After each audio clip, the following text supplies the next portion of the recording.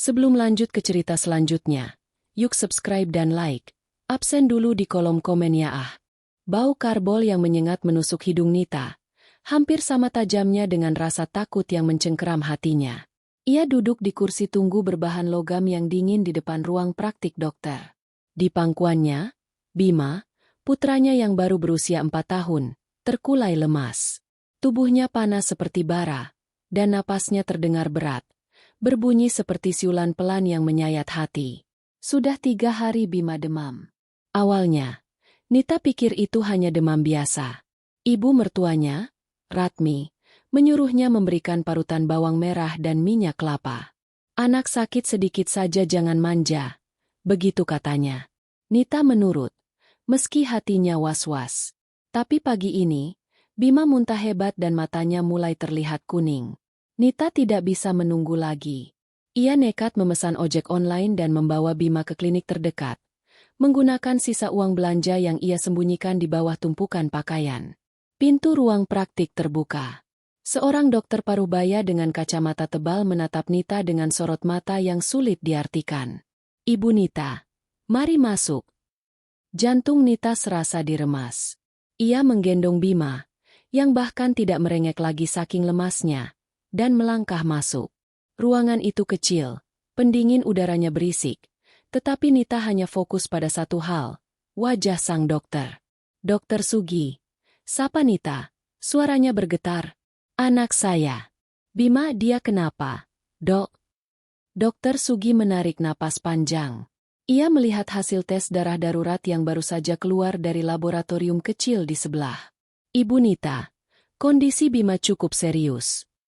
Dunia Nita seakan berhenti berputar. "Serius bagaimana, Dok?"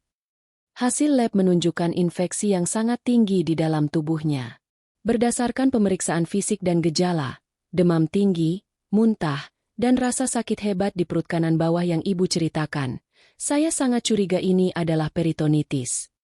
Nita mengerjap, tidak mengerti. "Perito apa itu, Dok?"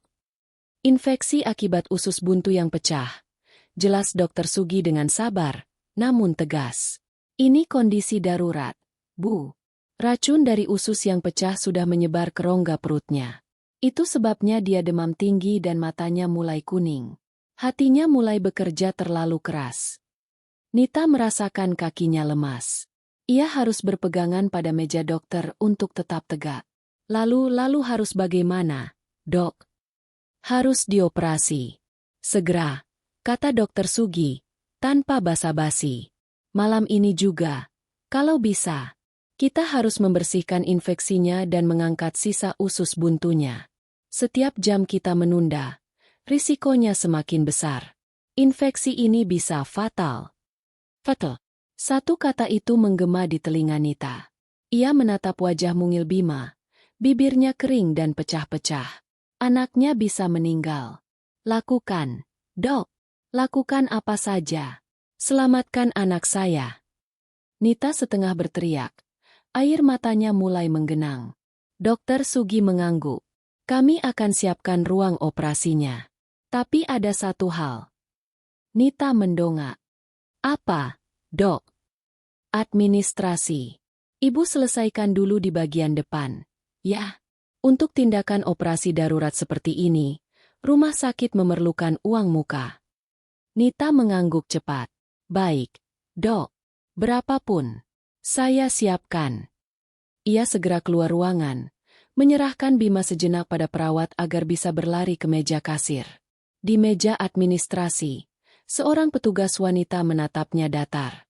"Total uang muka untuk operasi CS appendicitis peritonitis dan biaya kamar 5 juta rupiah, Bu." Nila tertegun.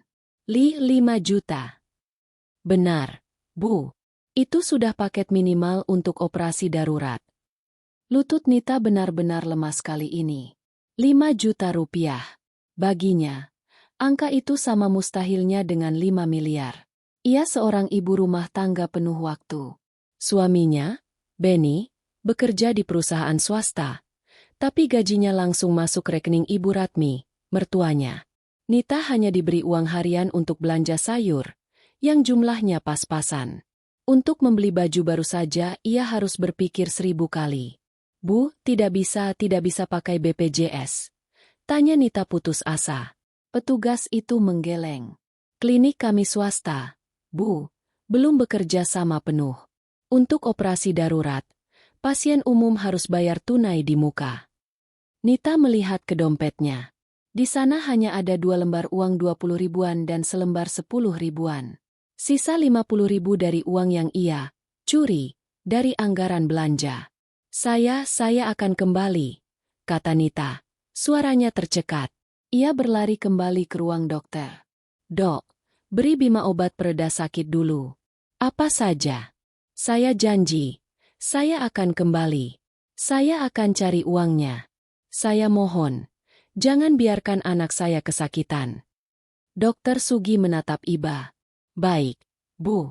Kami akan pasang infus dan beri antibiotik sementara. Tapi Ibu harus cepat. Saya akan cepat, Dok. Saya janji.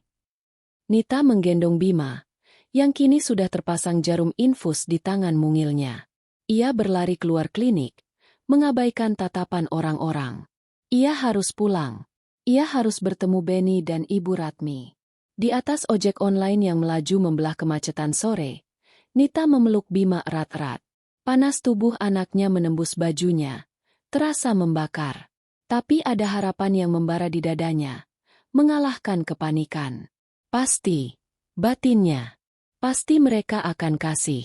Ini Bima. Ini cucu satu-satunya. Ini anak kandung Benny. Ibu Ratmi, walaupun pelitnya setengah mati untuk urusan sehari-hari, tidak mungkin dia tega membiarkan cucunya dalam bahaya. Benny. Nita memikirkan suaminya. Pria yang ia cintai itu memang terlalu sering diam setiap kali ibunya mulai mengomelinya. Tapi ini beda. Ini bukan soal masakan yang kurang garam atau baju yang belum disetrika. Ini soal nyawa anak mereka. Benny pasti akan membelanya. Benny pasti akan mendobrak lemari ibunya dan mengambil uang itu. Harapan itu tumbuh semakin besar, menutupi rasa takutnya. 5 juta memang besar, tapi nyawa Bima jauh lebih berharga. Mereka pasti mengerti. Ketika ojek berhenti di depan gerbang rumah megah mertuanya, Nita langsung melompat turun. Ia berlari masuk, tidak memedulikan teriakan satpam. Dari ruang tengah, ia mendengar tawa riang. Suara Ibu Ratmi dan adik iparnya, Dina. Mereka terdengar sangat bahagia.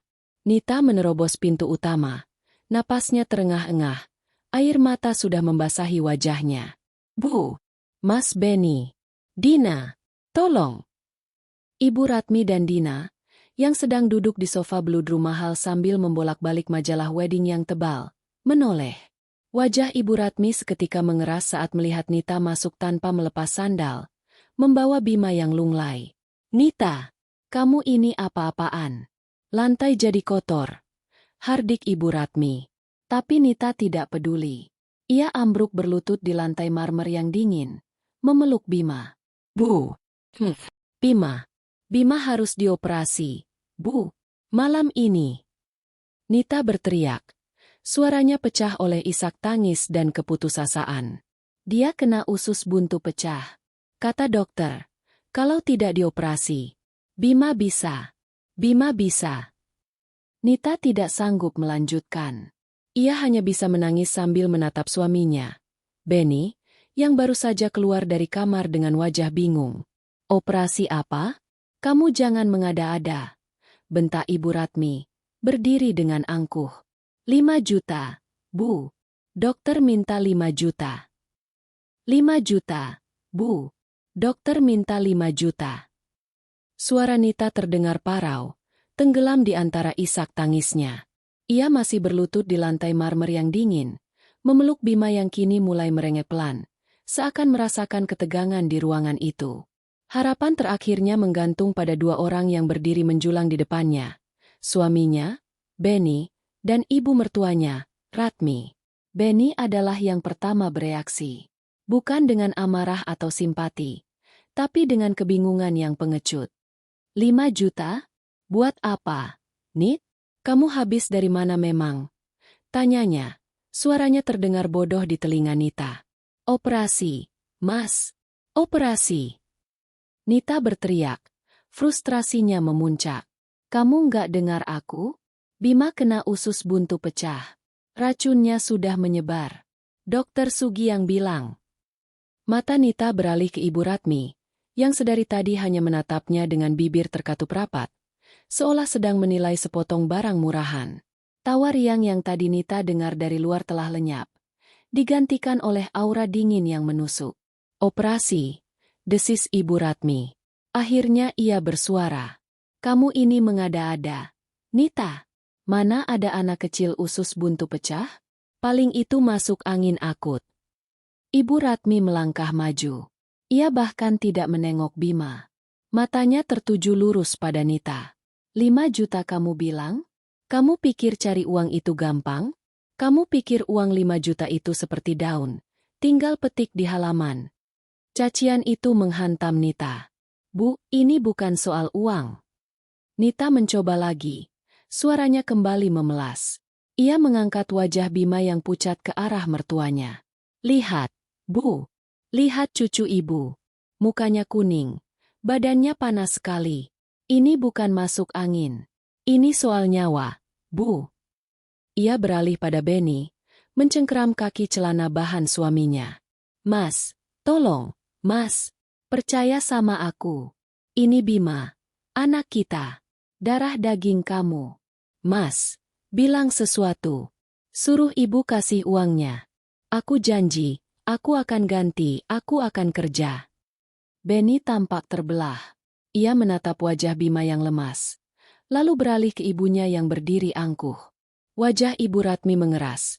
Sepasang matanya menatap Benny dengan tajam. Sebuah perintah tanpa suara yang sudah sangat Benny kenali.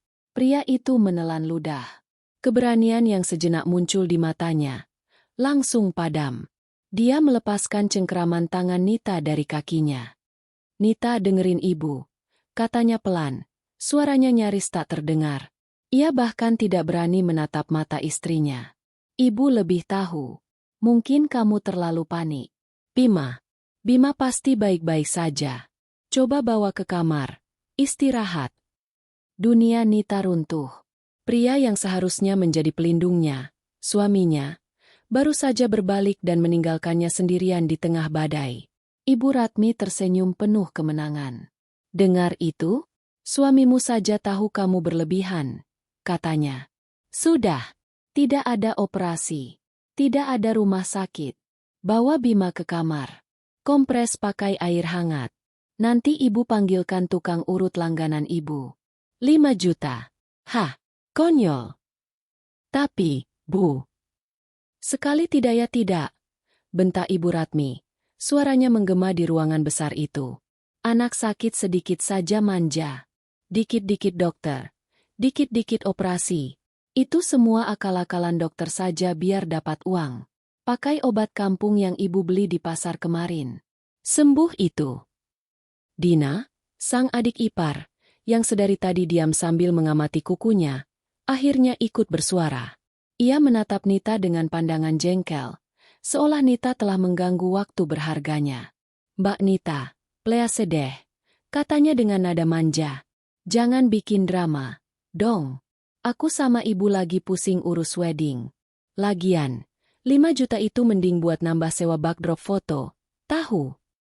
Hati Nita serasa diiris-iris. Di satu sisi nyawa anaknya terancam, di sisi lain mereka meributkan backdrop foto. Lagi pula, Ibu Ratmi melanjutkan. Nadanya kini sedikit melunak, seolah ingin memberikan alasan yang masuk akal, padahal itu adalah kebohongan paling kejam. Kami ini lagi nggak ada uang tunai sebanyak itu. Kamu tahu sendiri, kan? Lagi banyak kebutuhan lain. Kebutuhan lain? Nita bertanya lirih. Tak percaya. Iya, kebutuhan lain yang lebih penting. Ibu Ratmi memotong, seakan tahu apa yang ada di pikiran Nita. Ia kemudian berbalik, mengabaikan Nita yang masih terduduk di lantai. Ia meraih kembali majalah wedding yang tadi tergeletak. Ayo, Din, katanya pada putrinya.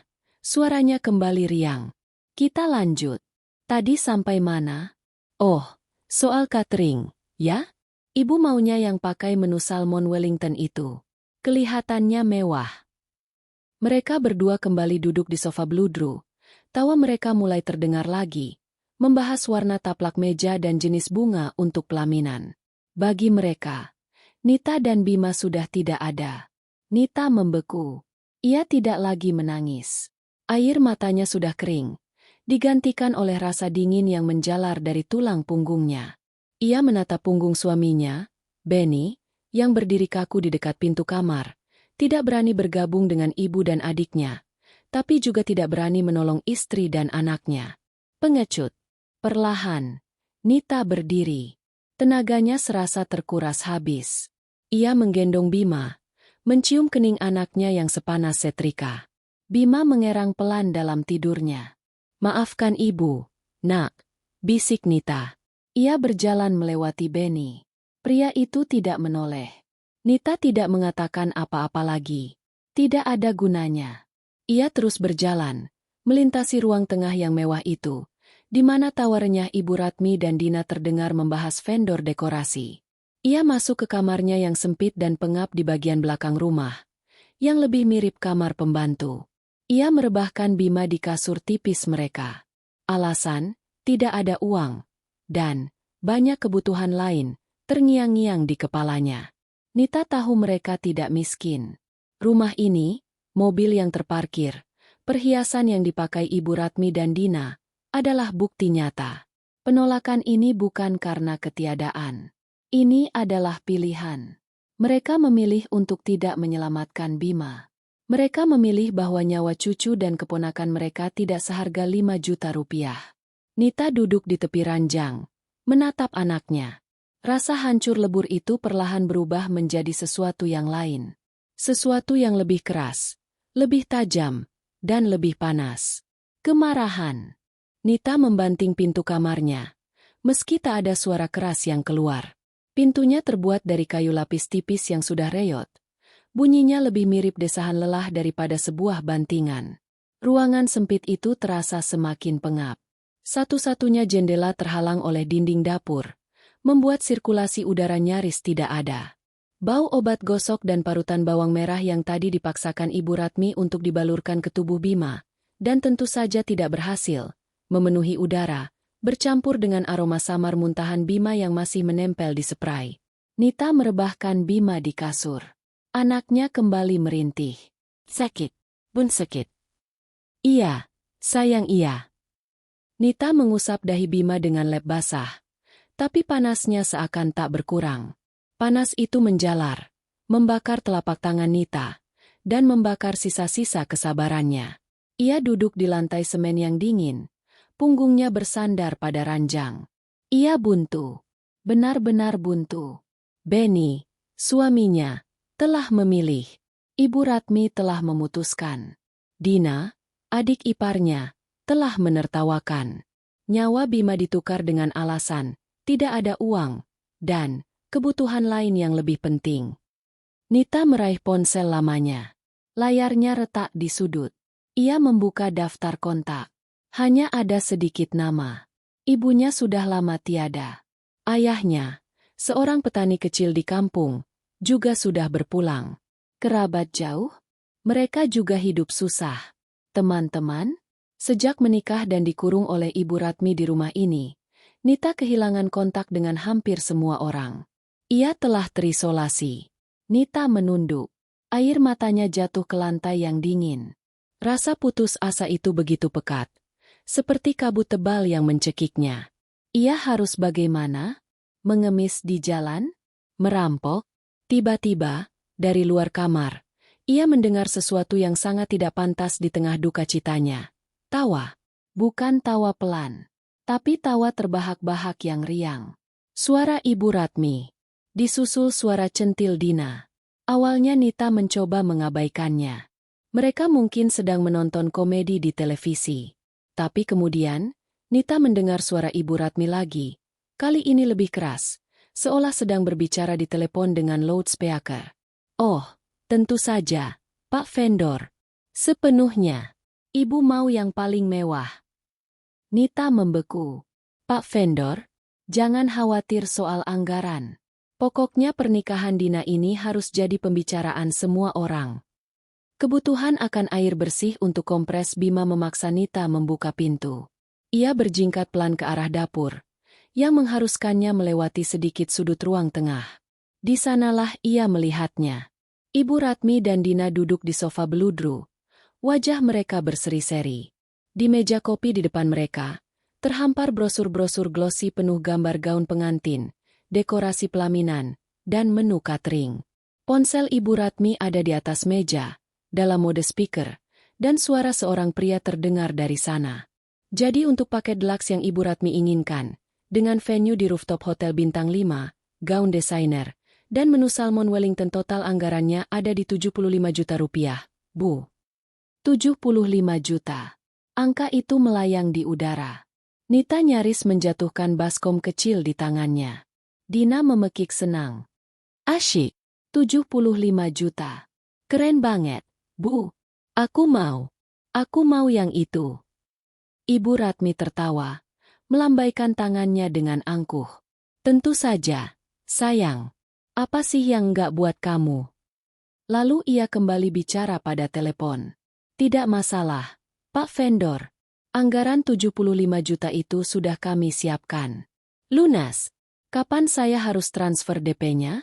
Besok. Oh, besok pagi saya transfer 40 jutanya. Gampang itu. Gampang itu. 40 juta besok pagi. 75 juta untuk pesta. 5 juta untuk nyawa, tidak ada. Baskom di tangan Nita jatuh berdebam ke lantai. Airnya memercik, membasahi karpet mahal. Ibu Ratmi dan Dina menoleh kaget. Nita, apa yang kamu lakukan? Bikin kaget saja. Nguping, ya? Semprot Ibu Ratmi. Wajahnya langsung kesal. Nita tidak bergerak. Ia berdiri mematung di ambang pintu. Ia tidak merasakan dinginnya lantai. Tidak mendengar hardikan mertuanya. Telinganya hanya berdengung oleh satu angka. 75 juta. Dari dalam kamar, terdengar Bima batuk. Batuk kering yang menyakitkan. Itu adalah pemicunya. Sesuatu di dalam diri Nita, yang selama ini ia tahan, yang ia pendam, yang ia telan bulat-bulat demi status, istri yang baik, dan menantu yang patuh, akhirnya meledak. 7. Suara Nita keluar seperti desisan, serak dan gemetar. 75 juta. Ibu Ratmi mematikan teleponnya. Ia berdiri. Itu bukan urusanmu. Sekarang ambil pel, bersihkan lantai itu. Bikin malu saja. Bukan urusanku. Nita berteriak. Suaranya melengking, penuh amarah dan rasa sakit yang tak tertahankan, membuat Ibu Ratmi dan Dina terlonjak kaget. Benny, yang mendengar keributan itu, keluar dari kamarnya dengan wajah panik. Nita melangkah maju ke ruang tengah. Wajahnya basah oleh air mata, tapi matanya menyala-nyala. Untuk pesta 75 juta kalian siapkan. Untuk gaun dan salmon kalian punya uang. Untuk transfer 40 juta besok pagi. Ibu bilang, gampang. Ia menunjuk lurus ke wajah Ibu Ratmi. Tangannya gemetar hebat. Tapi untuk nyawa cucumu. Untuk nyawa anakku. 5 juta. Kau bilang tidak ada. Dina ikut berdiri. Mbak Nita. Apa-apaan sih teriak-teriak? Ini kan acaraku. Mbak iri ya? Iri. Nita tertawa. Tawa yang terdengar lebih mirip jeritan. Aku iri? Aku sedang bicara soal nyawa. Dina. Nyawa keponakanmu. Dan kamu bicara soal gaun. Nita beralih ke Benny, yang berdiri mematung di dekat pintu kamar, tampak pucat. Dan kamu, Mas, kamu suami macam apa? Seru Nita, menunjuk suaminya. Kebutuhan lain yang lebih penting. Ini. Pesta mewah adikmu lebih penting dari nyawa anakmu sendiri. Benny tergagap. Nita jangan-jangan begini. Ibu Ratmi, setelah pulih dari keterkejutannya, kini wajahnya memerah karena murka. Beraninya kamu bicara seperti itu di rumah saya. Bentaknya. Dasar menantu tidak tahu diuntung. Itu uang ibu. Uang keluarga kami. Kamu itu cuma numpang di sini. Beraninya kamu mengatur. Kamu hanya bikin malu. Malu. Nita menatap mereka satu persatu. Ibu Ratmi yang angkuh. Dina yang manja. Benny yang pengecut. Kalian yang seharusnya malu. Kalian membunuh seorang anak pelan-pelan. Ibu Ratmi maju dan mendorong Nita. Pergi. Masuk ke kamarmu. Ini urusan Dina. Jangan campur. Benny, melihat ibunya sudah main fisik, akhirnya bergerak. Tapi bukan untuk membela Nita. Ia meraih lengan Nita dengan kasar. Cukup, Nit. Cukup. Kamu bikin malu. Tahu nggak? Ia menarik Nita dengan paksa. Menyeretnya menjauh dari ruang tengah. Masuk kamar. Jangan pernah ungkit-ungkit soal ini lagi. Benny mendorong Nita masuk ke kamar sempit itu dan membanting pintu dari luar. Suara kunci diputar terdengar. Nita terkunci. Nita ambruk di lantai, di sebelah kasur Bima. Dari luar, ia masih bisa mendengar suara Ibu Ratmi mengomel.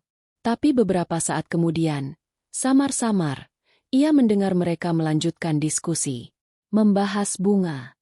Membahas musik. Mereka melanjutkan perencanaan pesta itu. Nita berhenti menangis.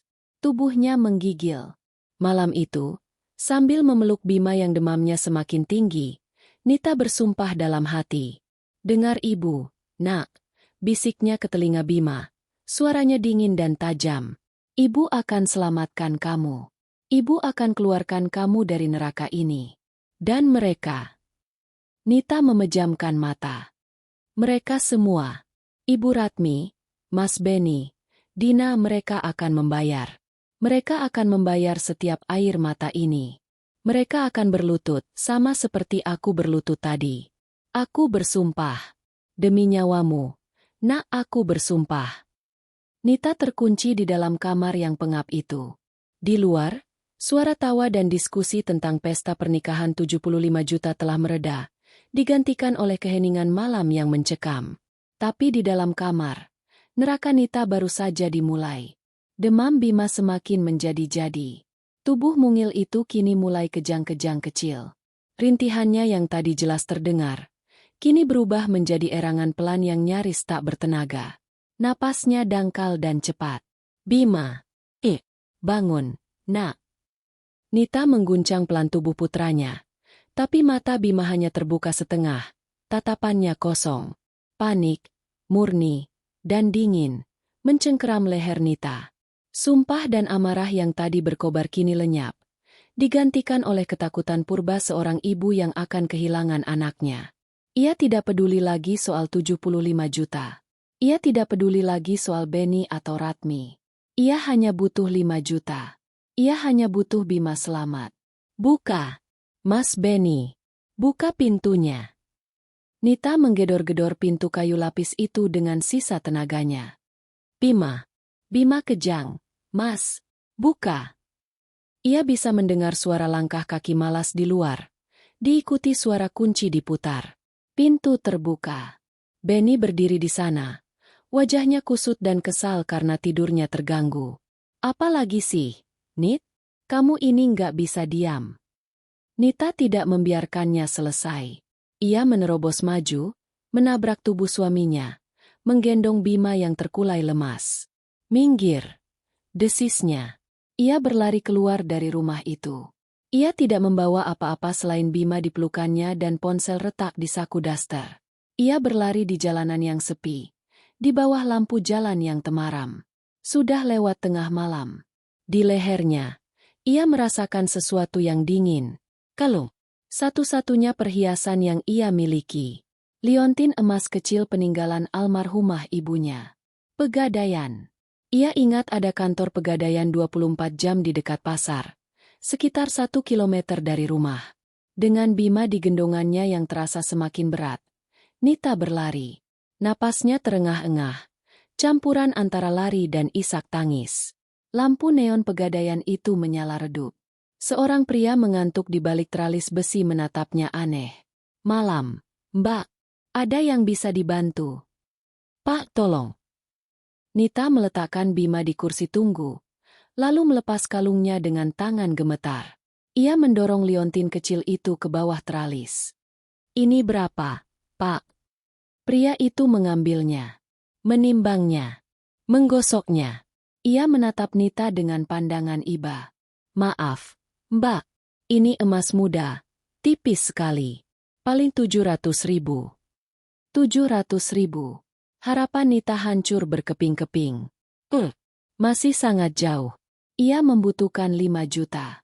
Nggak bisa lebih, Pak. Bisik Nita. Pria itu menggeleng.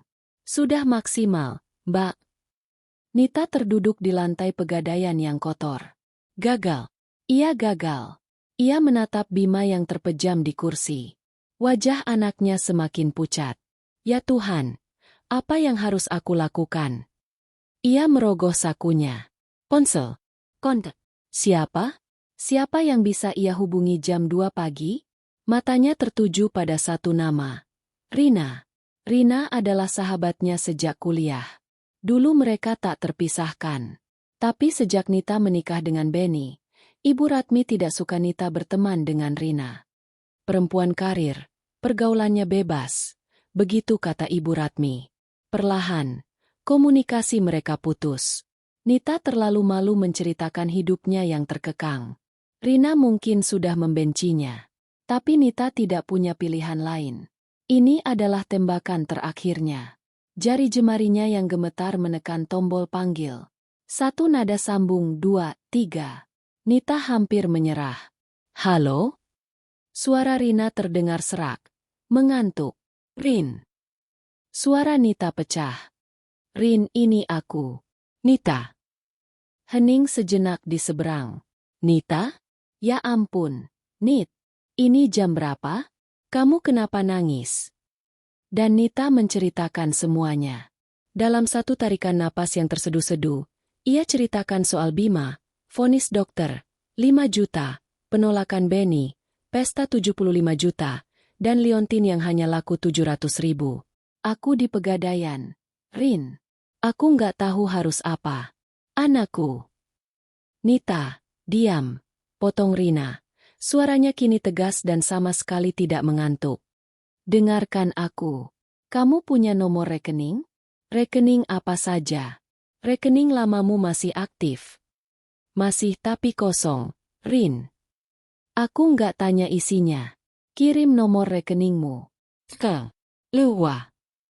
Tapi, Rin ini 5 juta. Nita, demi Tuhan, jangan berdebat. Kirim sekarang. Dan cepat kembali ke klinik itu. Sekarang. Tut. Telepon ditutup. Beberapa detik kemudian, Nita mengirimkan nomor rekening lamanya. Tak sampai 1 menit, ponselnya bergetar. Notifikasi SMS banking masuk. Dana masuk. 5 juta rupiah. Pengirim. Rina Wijaya. Nita terisak. Kali ini bukan karena putus asa, tapi karena kelegaan yang begitu besar hingga terasa menyakitkan. Sahabat yang ia abaikan, yang ia jauhi, justru menjadi satu-satunya penolong. Ia tidak mengambil uang 700.000 itu. Ia meraih Bima, berlari keluar. Taksi, taksi. Sebuah taksi berhenti. Ke klinik sehat. Pak, cepat. Tolong, Pak, anak saya sekarat. Sopir taksi, melihat kondisi mereka, tancap gas. Setibanya di klinik, Nita berlari ke meja administrasi, mengabaikan perawat yang kaget melihatnya datang lagi di jam 3 pagi. Saya mau bayar. Saya mau bayar operasi Bima. Serunya, menampar kartu ATM lamanya ke atas meja. Dokter Sugi segera dipanggil. Melihat Nita kembali dengan uang, ia tidak banyak bertanya. Cepat, siapkan ruang operasi. Segera. Nita duduk di koridor yang dingin, di luar ruang operasi. Sendirian. Liontin ibunya masih tergenggam erat. Ia lelah, lapar, dan hancur. Tapi ia berhasil. 2 jam kemudian, saat azan subuh mulai terdengar, pintu ruang operasi terbuka. Dokter Sugi keluar, melepas maskernya. Wajahnya lelah, tapi ia tersenyum tipis. Ibu Nita, operasi berjalan lancar. Infeksinya parah sekali, Tapi kami berhasil membersihkannya. Anak ibu kuat. Dia selamat. Nita ambruk ke lantai, menangis tanpa suara.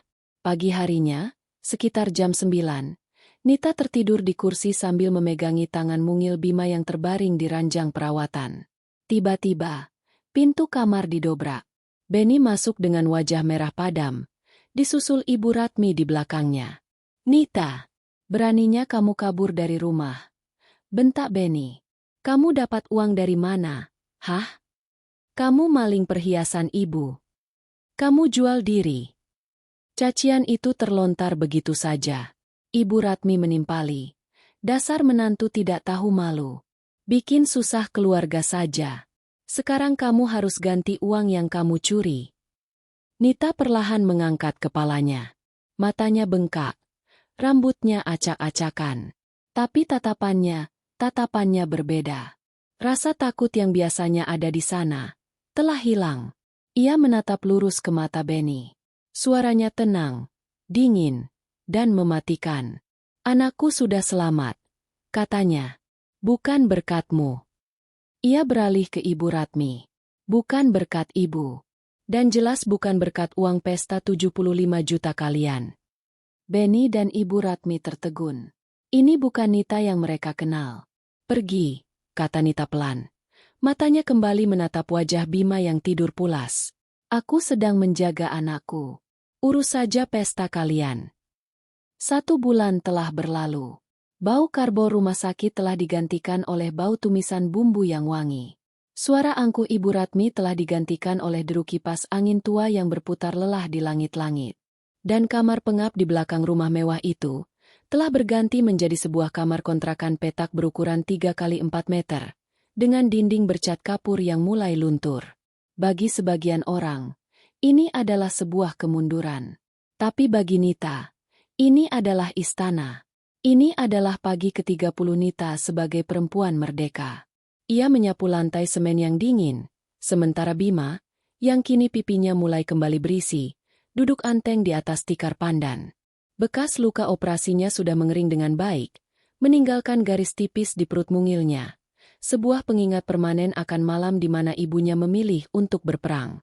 Bima sedang asyik bermain dengan 2 mobil-mobilan bekas yang dibelikan Rina seharga Rp10.000. Nita berhenti menyapu sejenak, mengusap peluh di dahinya. Udara di dalam kontrakan peta ini panas. Jauh lebih panas dari kamar ber-AC di rumah mertuanya dulu. Tapi di sini, ia bisa bernapas. Tidak ada yang mengawasinya, tidak ada yang menghinanya. Tidak ada yang menatapnya seolah ia adalah benalu. Kejadian di rumah sakit hari itu adalah titik baliknya.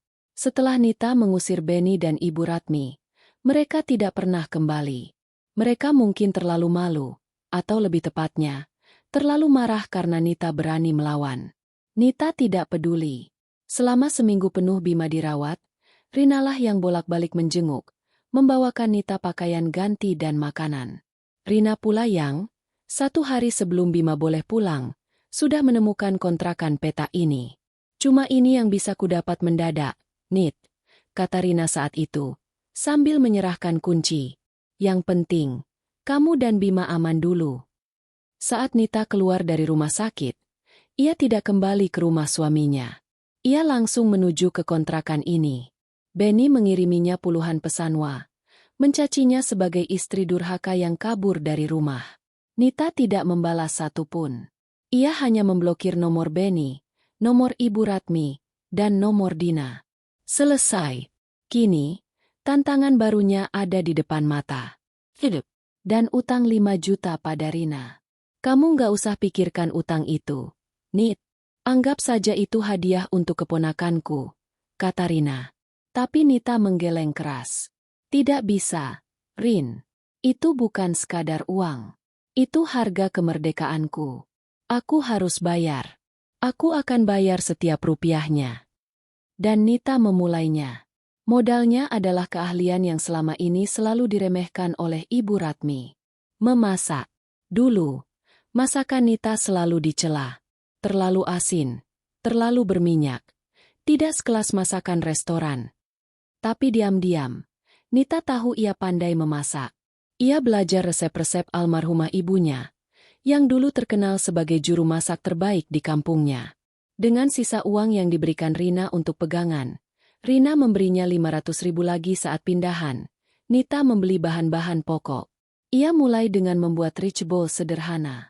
Ayam teriyaki, ayam lada hitam, ayam sambal matah. Ia memasaknya di dapur umum kontrakan, berdesakan dengan penghuni lain.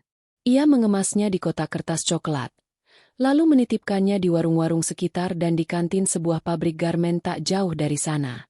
Setiap pagi, ia bangun jam 3, memasak dalam hening, sementara Bima masih tertidur pulas. Jam 6 pagi, ia menggendong Bima dengan kain jarit, sementara tangan kanannya menjinjing tas besar berisi kotak-kotak nasi.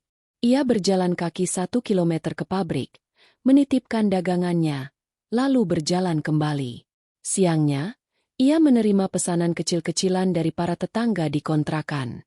"Mbak Nita, pesen dong, tempe oreknya enak banget kayak yang kemarin."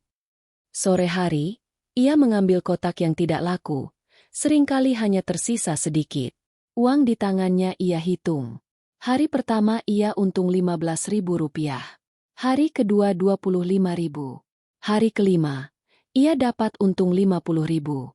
Nita mencatat semuanya di buku tulis kumal. Lunas utang Rina, tulisnya di halaman depan. Di bawahnya, ia membuat 100 kotak kecil, di mana setiap kotak bernilai Rp50.000. Setiap kali untungnya terkumpul 50.000, ia akan menyilang 1 kotak. Hari ini, setelah 1 bulan berjuang, ia berhasil menyilang kotaknya yang ke-12. Sudah terkumpul 600.000. Masih jauh, tapi itu adalah kemajuan. Sore itu, saat ia sedang mengulek bumbu untuk pesanan nasi kuning tumpeng mini, seseorang mengetuk pintu. Itu Rina. "Rin, masuk." Nita tersenyum lebar. Rina masuk, menenteng sekantong apel untuk Bima. Tapi wajahnya terlihat serius.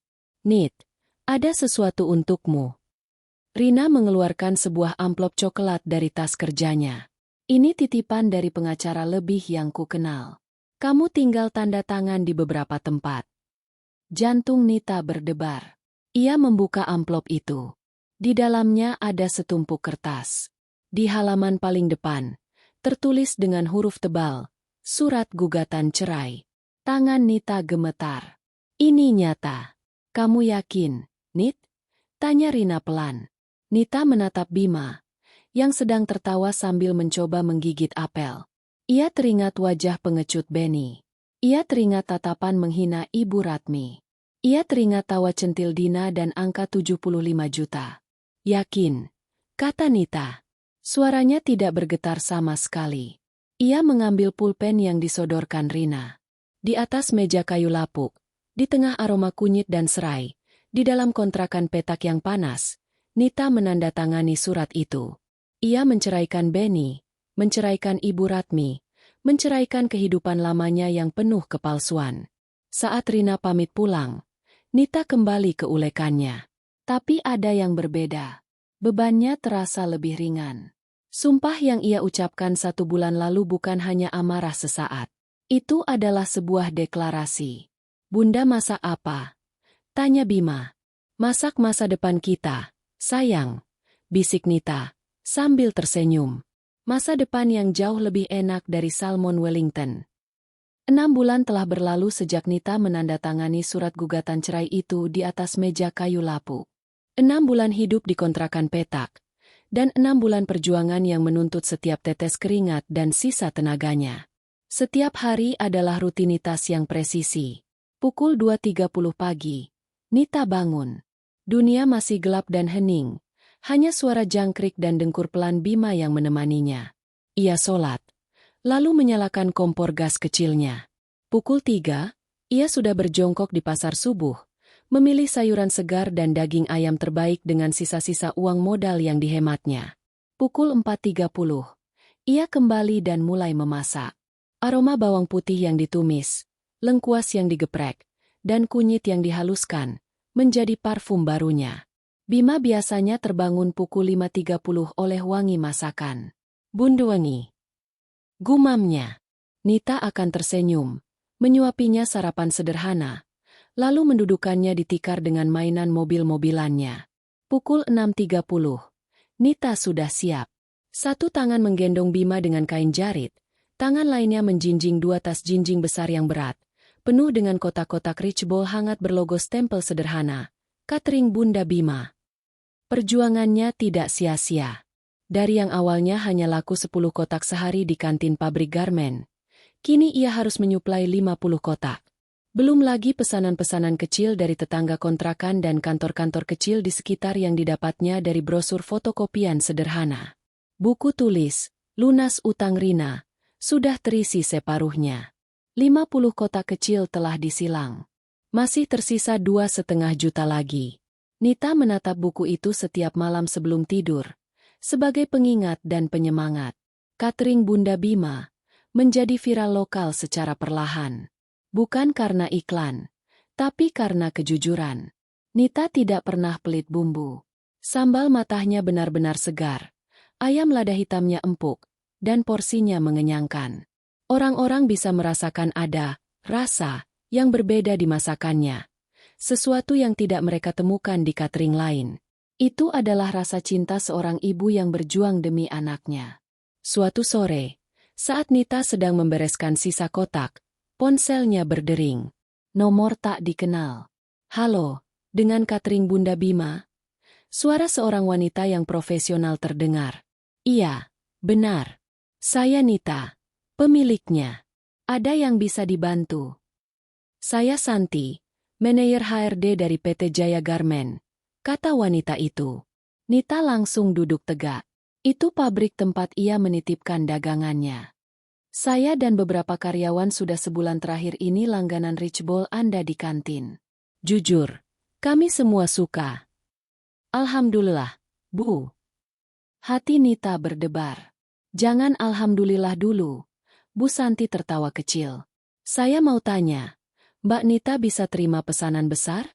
Untuk acara family gathering perusahaan kami. 3 minggu lagi.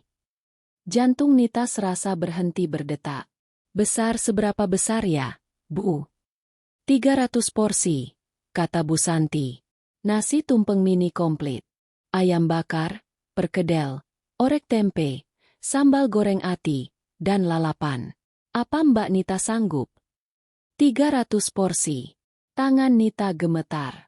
Pesanan terbesarnya selama ini hanya 30 kotak untuk arisan. Ini 300. 10 kali lipat. Mbak Nita.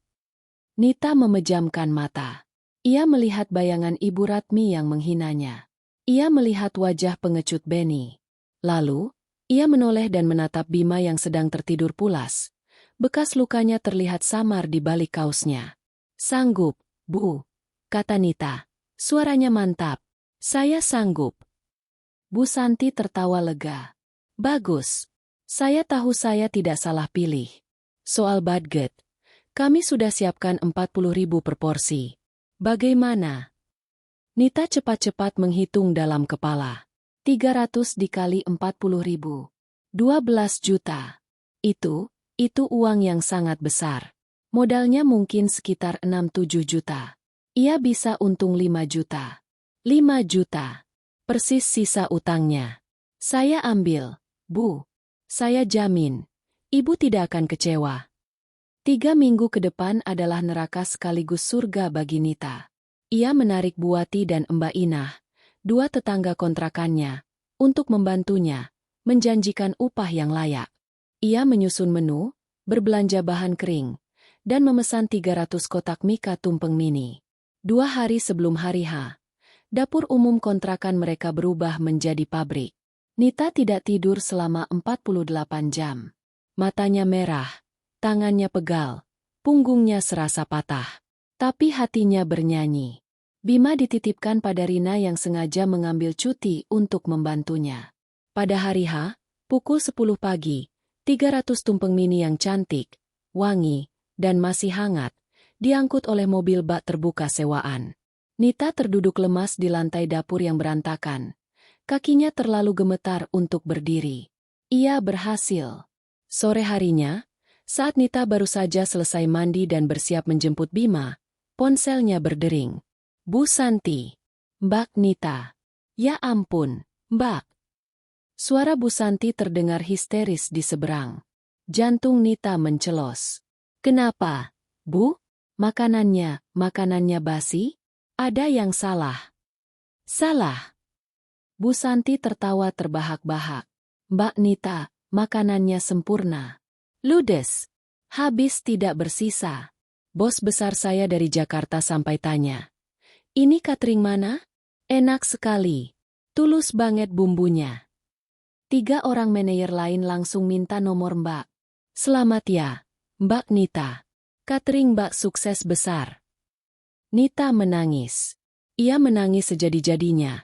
Kali ini bukan karena sakit hati, tapi karena kelegaan yang luar biasa. 2 hari kemudian, uang 12 juta itu masuk ke rekeningnya. Setelah membayar modal dan upah Buati serta Mbak Inah, tersisa keuntungan bersih 5,2 juta rupiah. Nita segera pergi ke ATM. Tangannya gemetar saat memasukkan kartu. Ia menatap layar, lalu mengetik nominal, 2.500.000 rupiah.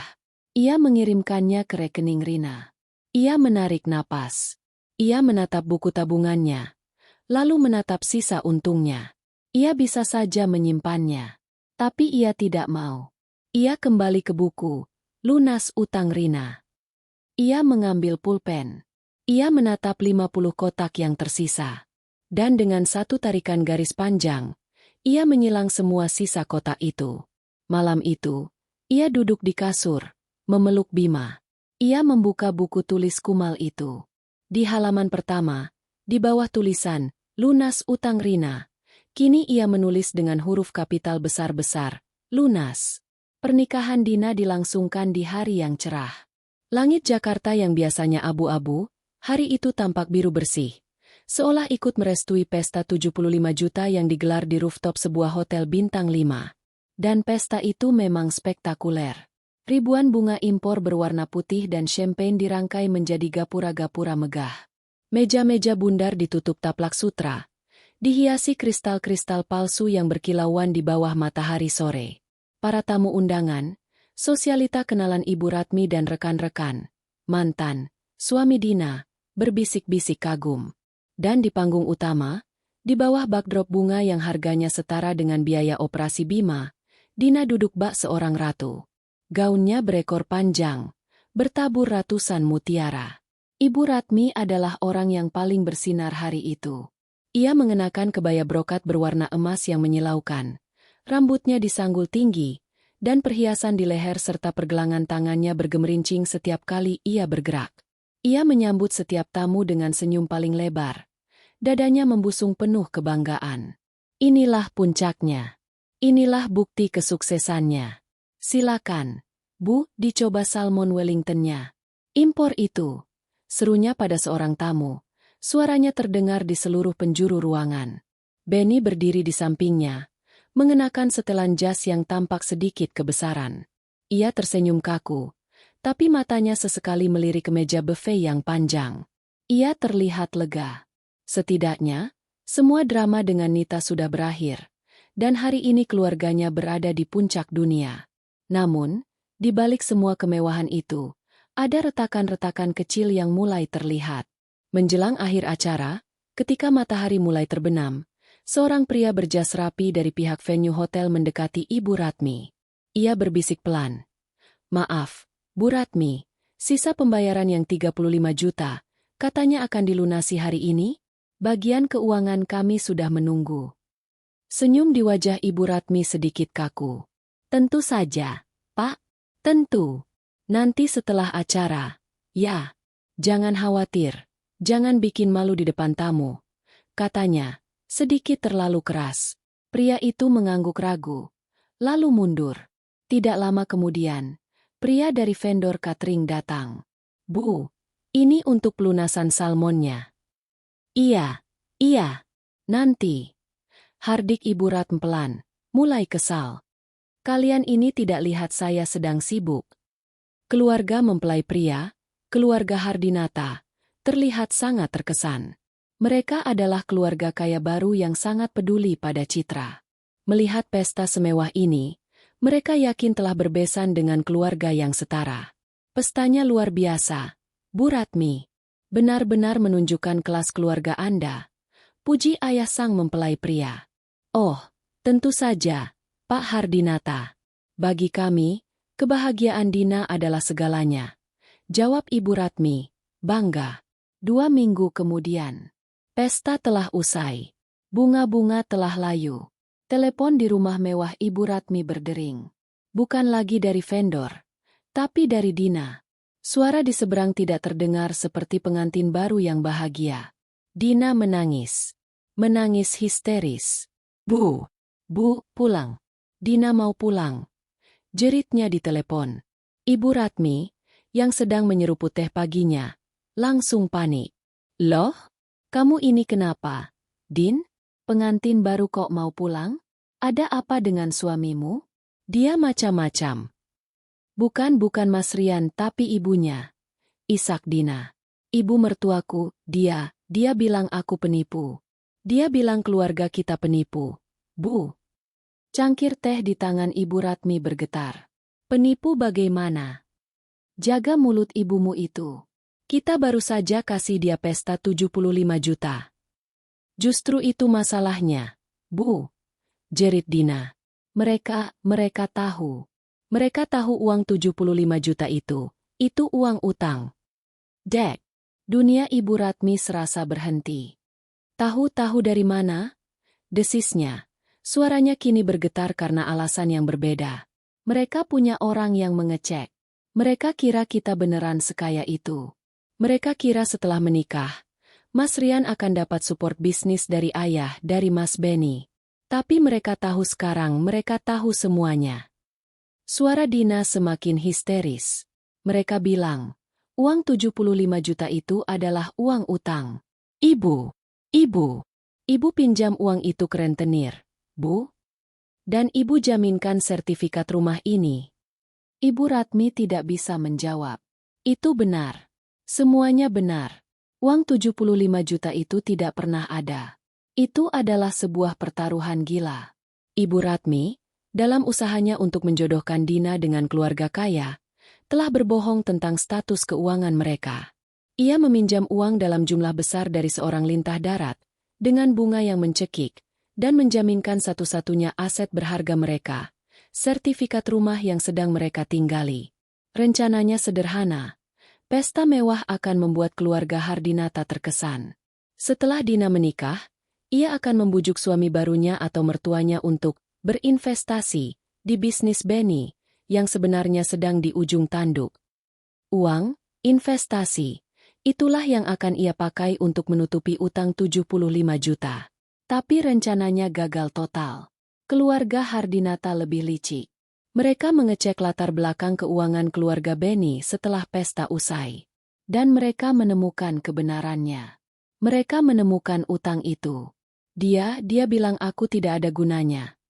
Raung Dina di telepon. Mas Rian bahkan tidak membela aku. Mereka bilang, buat apa mempertahankan perempuan dari keluarga miskin yang penuh utang? Bu, aku disuruh menyetrika baju mereka. Aku diperlakukan kayak pembantu, Bu. Pesta 75 juta itu. Pesta yang ia banggakan. Pesta yang ia gunakan untuk menghina Nita. Pesta yang ia prioritaskan di atas nyawa cucunya sendiri. Pesta itu berantakan. Tut. Telepon ditutup oleh Dina. Ibu Ratmi terduduk lemas di sofa bludrunya. Tepat di saat itu, bel pintu berbunyi. Bukan tamu sosialita. 2 orang pria bertubuh besar, berwajah keras, berdiri di depan pintu. Permisi dengan Ibu Ratmi? Kami dari Sinar Jaya Finance. Ini sudah jatuh tempo pembayaran bunga pinjaman pokok 75 juta. Sudah telat 1 minggu, Bu. Pria itu tersenyum, tapi matanya tidak. Bunganya jalan terus, Bu. 8 bulan telah berlalu sejak Nita melangkah keluar dari rumah sakit. 1 bulan sejak ia melunasi utang kemerdekaannya. Dunia telah berputar sepenuhnya. Bagi Nita, putarannya ke atas. Kontrakan petak 3 kali 4 meter itu kini hanya kenangan. Catering Bunda Bima telah meledak. Pesanan 300 tumpeng mini untuk PT Jaya Garmen, dari bab 6, menjadi kartu nama yang ajaib. Para manajer yang terkesan itu benar-benar menepati janji. Pesanan untuk rapat, gathering kecil, hingga acara syukuran, mengalir deras. Nita kini pindah ke sebuah ruko, rumah toko, kecil 2 lantai di pinggir jalan yang sedikit lebih ramai. Lantai bawah ia sulap menjadi dapur semi-profesional. Kompor gasnya kini ada 4 tungku. Ada freezer besar dan rak-rak stainless steel untuk menyimpan bahan kering. Tidak ada lagi dapur umum yang sempit dan berdesakan. Buati dan Mbak Inah, tetangganya dulu, kini menjadi karyawan tetap pertamanya. Nita juga merekrut 1 orang kurir laki-laki, Mas Tono, untuk mengantar pesanan dengan motor box bekas yang ia beli secara kredit. Lantai atas ruko adalah istananya.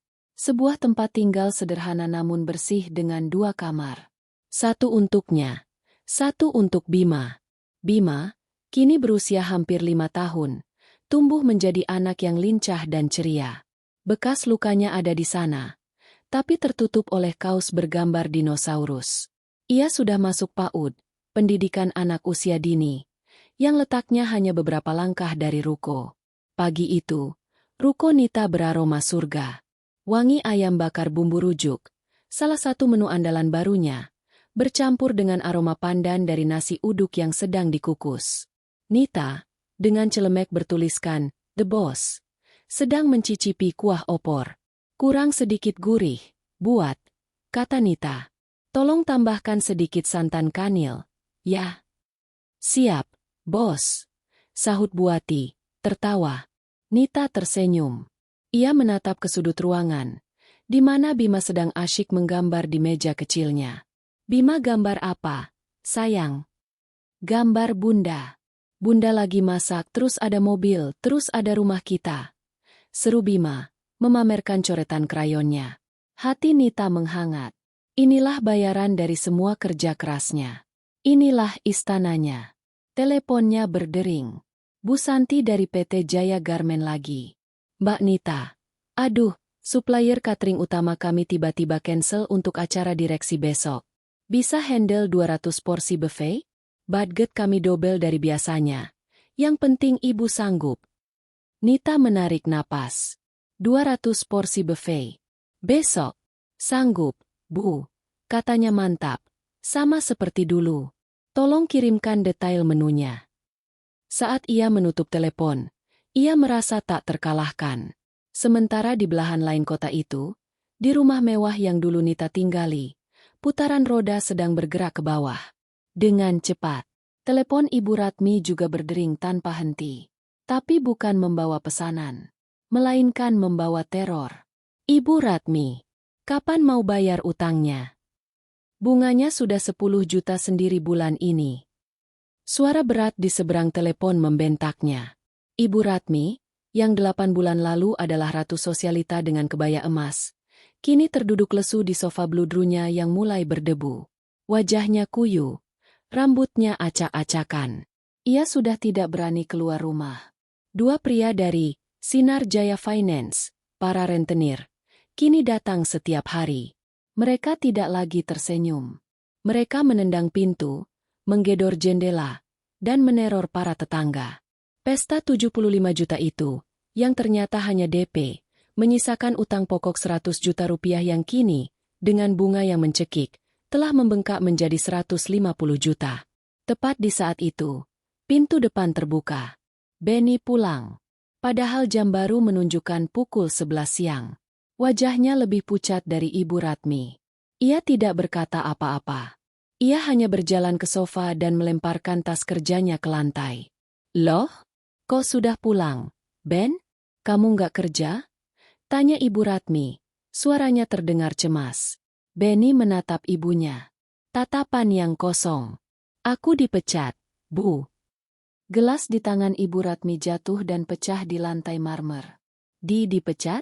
Kenapa? Benny tertawa. Tawa yang kering dan menakutkan. Kenapa? Ibu tanya. Tadi pagi, orang-orang Sinar Jaya itu datang ke kantor.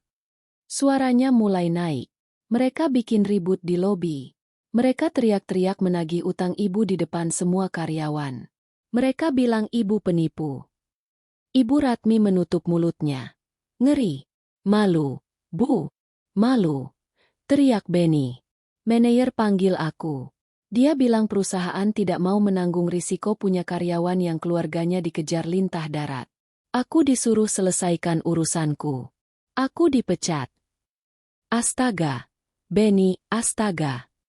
Ibu Ratmi mulai menangis. Dan itu belum selesai. Dari kamar atas, Dina turun. Ia tidak lagi terlihat seperti pengantin baru yang glamor. Pernikahannya hanya bertahan 3 bulan. Setelah keluarga Hardinata tahu bahwa keluarga Ibu Ratmi bangkrut dan penuh utang, Dina diperlakukan seperti pembantu, persis seperti yang ia keluhkan di bab 7. Ia tidak tahan, dan akhirnya diusir pulang oleh suaminya. Kini ia tinggal di kamar, menghabiskan hari dengan menangis dan menyalahkan keadaan. Ini semua gara-gara ibu, jerit Dina, menunjuk Ibu Ratmi. Pesta 75 juta sialan itu. Aku malu. Teman-temanku semua menertawakan aku. Dicerai 3 bulan setelah pesta semewah itu. Hidupku hancur, Bu. Diam kamu, Dina. Bentak Benny. Kamu yang dulu merengek-rengek minta pesta itu. Tapi ibu yang janjikan. Rumah yang dulu megah itu kini penuh dengan jeritan, tangisan, dan saling menyalahkan. Dan di tengah kekacauan itu, bel pintu berbunyi. Bukan, mereka tidak membunyikan bel. Mereka menggedor pintu dengan brutal. Bu Ratmi, keluar. Jatuh tempo. Benny, Ratmi, dan Dina membeku ketakutan. Mereka bersembunyi di balik sofa. Gedoran itu berhenti. Hening. Lalu terdengar suara sesuatu yang ditempel di gerbang depan. Perlahan, Benny mengintip dari jendela. Di gerbang besi tinggi mereka, tertempel sebuah spanduk besar berwarna merah. Tulisannya dicetak tebal-tebal. Rumah ini akan disita oleh Sinar Jaya Finance karena utang 150 juta. Karma telah mengirimkan tagihannya. 1 minggu setelah pesanan buffet 200 porsi yang sukses besar itu, Ruko, catering Bunda Bima, sedang sibuk-sibuknya. Telepon berdering tanpa henti. Buati dan Mbak Inah kini dibantu 2 orang tenaga harian untuk memotong sayur dan mengupas bumbu. Aroma gulai nangka muda dan ayam pop, menu baru yang sedang hits, menguar wangi hingga ke jalan raya. Nita, dengan celemek, the boss, kebanggaannya, sedang memeriksa catatan pembukuan di meja kasir kecilnya. Keuntungannya bulan ini, setelah dipotong gaji karyawan, sewa ruko, dan kredit motor box, sudah melampaui 15 juta rupiah. Ia tersenyum. Angka yang cukup untuk mendaftarkan Bima di TK yang bagus tahun depan. Dan mungkin, mulai mencari rumah kecil untuk dicicil. Bima sendiri sedang bermain di sudut ruangan yang sengaja Nita beri pagar mainan. Menggambar di papan tulis kecilnya. Bunda, lihat. Bima gambar roket. Serunya. Wah, hebat anak Bunda. Sahut Nita, hatinya lapang. Di tengah kedamaian yang ia bangun dengan susah payah itu, Mas Tono, kurirnya, masuk dari pintu depan. Ia tidak membawa box. Wajahnya terlihat bingung dan sedikit canggung. Permisi, Mbak Nita.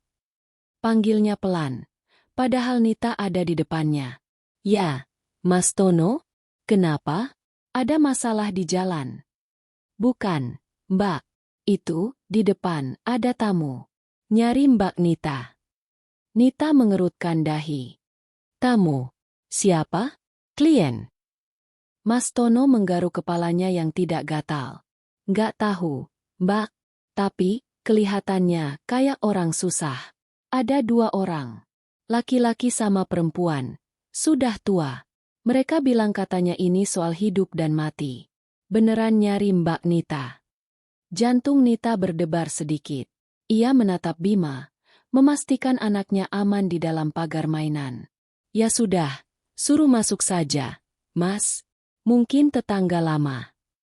Mas Tono mengangguk ragu, lalu mempersilakan tamu itu masuk. Dan kemudian, waktu seakan berhenti. 2 sosok itu melangkah ragu dari terik matahari di luar ke dalam ruko Nita yang sejuk. Nita butuh beberapa detik untuk mengenali mereka. Bukan karena ia lupa, tapi karena perubahan drastis mereka. Mereka adalah Benny dan Ibu Ratmi. Mereka tidak lagi terlihat seperti singa dan pangeran pengecut. Mereka terlihat kalah.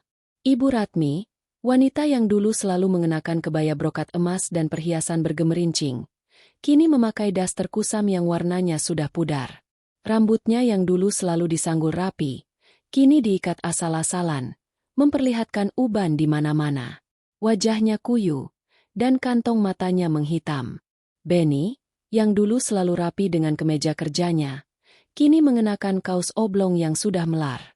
Tatapan matanya kosong, janggutnya tidak dicukur, dan ia terlihat puluhan tahun lebih tua.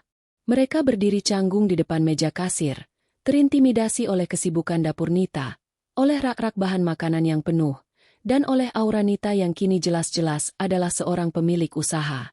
Bau kemewahan palsu mereka telah hilang, digantikan oleh aroma samar keringat dan keputusasaan. Ada apa? Suara Nita keluar. Tenang, datar, dan dingin. Tidak ada isak tangis. Tidak ada kemarahan. Hanya pertanyaan bisnis. Benny menelan ludah. Ia ingin bicara, tapi tidak ada suara yang keluar.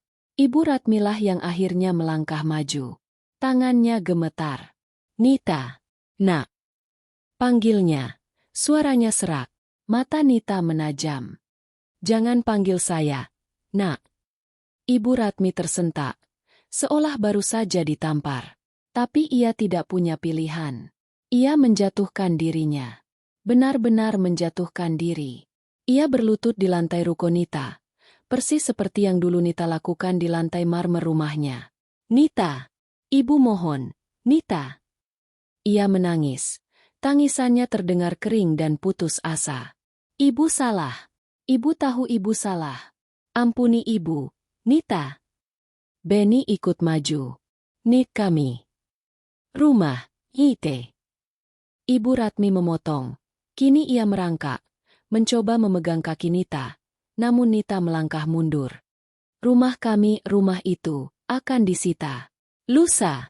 Mereka, para rentenir itu, mereka sudah pasang spanduk besar di depan. Benny akhirnya menemukan suaranya. Aku sudah dipecat, Nit. Gara-gara mereka datang ke kantor. Dina. Dina juga sudah dicerai. Dia pulang hidup kami hancur, Nit. Ibu mohon. Isak Ibu Ratmi lagi. Kami tahu kamu sekarang sukses. Cateringmu besar. Kami lihat. Matanya memandang berkeliling dengan iri dan putus asa. Cuma kamu yang bisa menolong kami, Nita. Nita menatap mereka. Pemandangan yang ia bayangkan dalam sumpahnya dulu. Mereka berlutut. Tapi kini, melihatnya langsung, Nita tidak merasakan kemenangan. Ia hanya merasa lelah. Berapa? Tanya Nita. 150 juta. Bisik Benny, menunduk malu. Itu utang pokoknya sama bunganya. Benny tiba-tiba meraih tangan Nita. Nit, cabut gugatan cerai. Kita mulai lagi, ya? Aku, kamu, Bima, kita bisa tinggal di rumah itu lagi. Kalau kamu mau bantu kami. Nita menarik tangannya. Perlahan. 150 juta. Ulang Nita. Bukan 75. Bunganya. Cicit Ibu Ratmi. Nita mengangguk. Ia menatap lurus ke mata Ibu Ratmi yang basah. 8 bulan yang lalu, Bu. Saya berlutut persis seperti Ibu sekarang. Di lantai marmer dingin. Saya memohon bukan 150 juta. Saya cuma memohon 5 juta. Ibu Ratmi dan Benny terdiam. 5 juta, lanjut Nita. Suaranya tetap tenang namun menusuk. Bukan untuk rumah. Bukan untuk pesta. Bukan untuk salmon Wellington. Tapi untuk nyawa Bima. Untuk nyawa cucu ibu. Untuk nyawa anak Mas. Ia membiarkan kata-katanya meresap. Dan apa yang ibu bilang? Tidak ada uang. Apa yang Mas Benny bilang? Kebutuhan lain lebih penting. Nita tersenyum tipis. Senyum yang tidak sampai ke matanya. Dan sekarang, kalian datang ke sini. Meminta saya, dengan uang hasil kerja keras saya siang dan malam, uang yang seharusnya untuk masa depan Bima. Kalian minta saya untuk menyelamatkan pesta 75 juta kalian yang gagal. Nita menggeleng pelan. Maaf, Bu. Maaf, Mas. Uang saya terlalu berharga untuk itu. Ibu Ratmi ternganga. Nita, kamu tega. Kamu mau lihat kami jadi gelandangan? Nita menatapnya.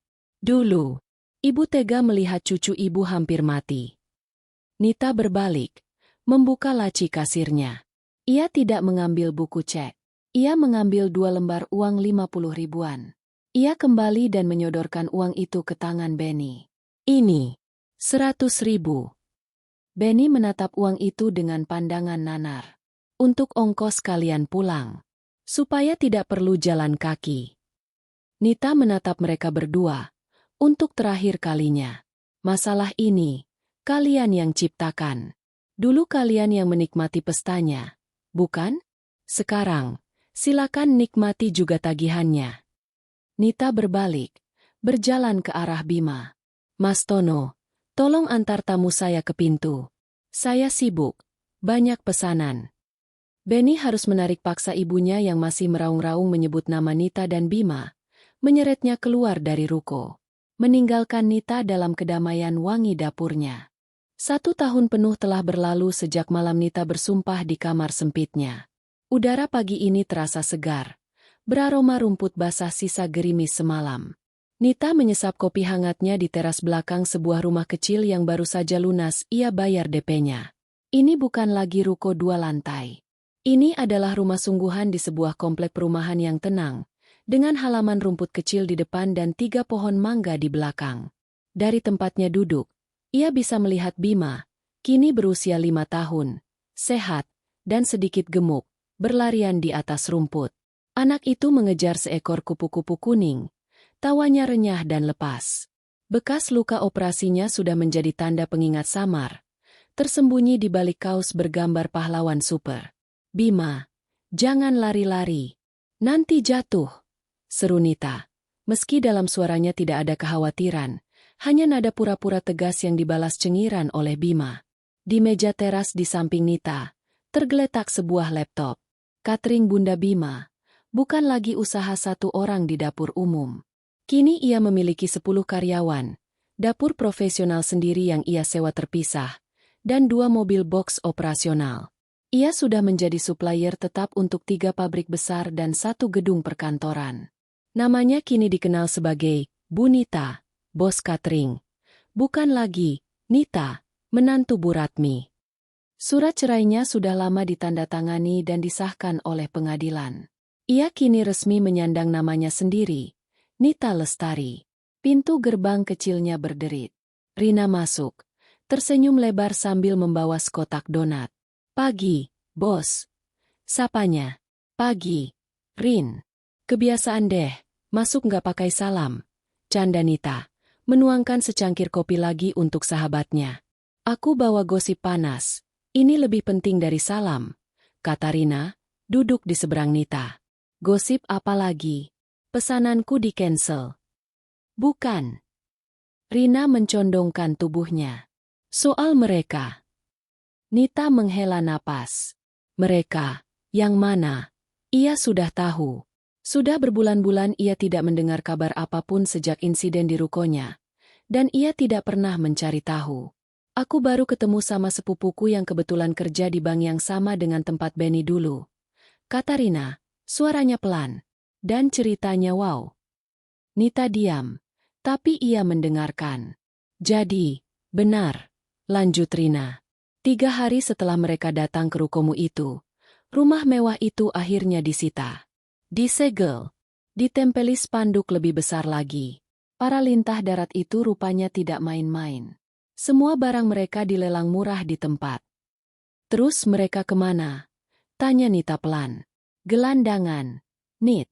Sesuai omongan Bu Ratmi dulu, kata Rina. Mereka bertiga, Benny, Bu Ratmi, dan Dina, benar-benar diusir ke jalan. Tetangga semua nonton. Kata sepupuku, itu jadi tontonan paling memalukan di komplek itu. Rina mengambil sepotong donat. Bu Ratmi, dari yang aku dengar, kena stroke ringan saking syoknya. Nggak bisa jalan normal lagi. Nita memejamkan mata sejenak. Ada sedikit rasa ngilu di hatinya. Tapi bukan simpati. Hanya senyum. Benny, lanjut Rina. Karena sudah dipecat dan namanya jelek di mana-mana. Nggak ada yang mau terima dia kerja. Akhirnya, dia nggak punya pilihan. Dia bawa ibunya yang setengah sakit dan adiknya yang manja itu pulang kampung. Kampung? Iya, pulang ke desa terpencil tempat asal bapaknya. Jauh banget. Katanya sih, sekarang tinggal di rumah petak peninggalan kakeknya yang hampir rubuh. Nita terdiam, membayangkan Ibu Ratmi yang angkuh kini tinggal di rumah petak. Dan Dina. Rina tertawa kecil, tawa yang sinis. Si Tuan Putri 75 juta itu? Tahu kerja apa dia sekarang? Jaga warung kelontong di kampung. Ada yang bilang sambil bantu-bantu cuci baju tetangga. Nggak ada lagi salmon Wellington. Paling banter makan ikan asin. Rina menatap Nita lekat-lekat. Sumpahmu terkabul. Nit. Mereka sudah membayar semuanya. Lebih dari lunas. Nita mengangguk pelan. Ia menatap Bima yang kini beralih menggambar di teras dengan krayonnya. Ia tidak merasakan ledakan kemenangan. Ia tidak ingin tertawa terbahak-bahak. Yang ia rasakan adalah kedamaian. Beban seberat gunung yang selama setahun ini menghimpit dadanya, kini terasa terangkat. Sudah selesai, bisik Nita. Lebih pada dirinya sendiri. Kamu nggak senang? Tanya Rina. Nita tersenyum. Senyum yang tulus, yang sampai ke matanya. Aku senang, Rin. Tapi bukan karena mereka menderita. Aku senang karena aku sudah nggak peduli lagi. Cerita mereka sudah selesai di buku kehidupanku. Nita berdiri, menghampiri Bima. Ia berjongkok, mengamati gambar anaknya. Bima, gambar apa? Gambar rumah kita, Bunda, kata Bima riang. Ini Bima, ini Bunda, terus ini mobil catering Bunda. Nita memeluk Bima erat-erat. Ia mencium puncak kepala anaknya, yang kini wangi sampo bayi, bukan lagi wangi obat gosok dan karbol. Ia teringat sumpahnya malam itu. Malam di mana ia berjanji akan membuat mereka membayar. Dan ia berhasil. Nita telah membalas mereka semua. Dia tidak membalas dengan kebencian, tidak dengan mengirimkan lintah darat, tidak dengan merebut harta mereka. Dia membalas mereka dengan cara yang paling telak, dengan kebahagiaan. Dia membuktikan bahwa hidupnya, dan nyawa anaknya, jauh lebih berharga dari sekadar 5 juta. Hidup mereka bernilai rumah baru ini, bisnis yang sukses ini, dan tawa lepas Bima. Sementara pesta 75 juta itu, yang mereka agung-agungkan, ternyata nilainya hanya seharga kehancuran, rumah petak di kampung, dan rasa malu abadi. Nita berdiri, menggandeng tangan mungil Bima, menatap fajar yang kini bersinar penuh di halaman rumah baru mereka. Badai telah berlalu.